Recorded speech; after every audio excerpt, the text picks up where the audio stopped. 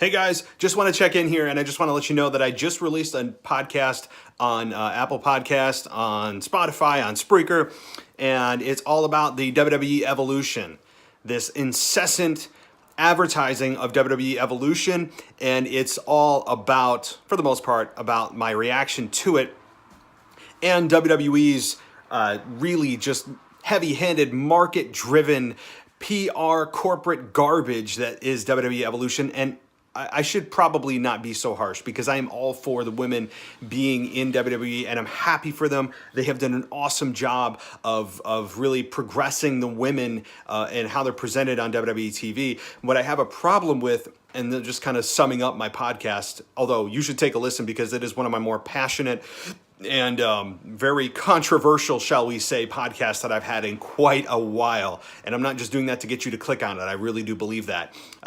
Is that it's Stephanie McMahon who is just refuses to not be that center focal point, that she is the one who drove this whole women's evolution, revolution, whatever it is, and that she's the reason that all of this is happening. And she may not say it, but she's always there when there's a historic announcement made. It is such a PR corporate move that it makes me want to vomit. You have all of the guys in WWE, all of the performers, somehow have to tie it into all of their promos, and they talk about it before any of their promos like it's just more important than anything has ever been announced ever. It makes me sick. It's crap that they are just really taking all their storylines and flushing them down the toilet because they don't want to, they want to make sure that everybody knows how cool and important and progressive WWE is. It makes me sick. It is not the product that I grew up with. WWE, and they'll admit that too, and that's fine, and you have to move and you have to evolve as an organization to survive in any market, in any line of work that you're in.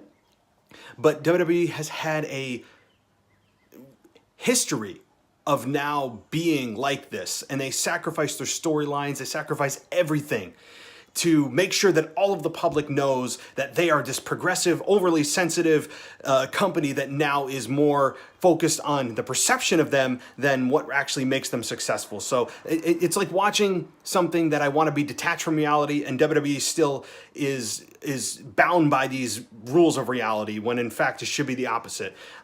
So anyway, before I get too much into it, guys, take a listen to my podcast on Spreaker, on Stitcher, on SoundCloud. I don't think I'm on SoundCloud, but on Apple Podcasts. Leave me a rate and review, and I'll talk to you next time. Follow me on Twitter, the WWE Podcast.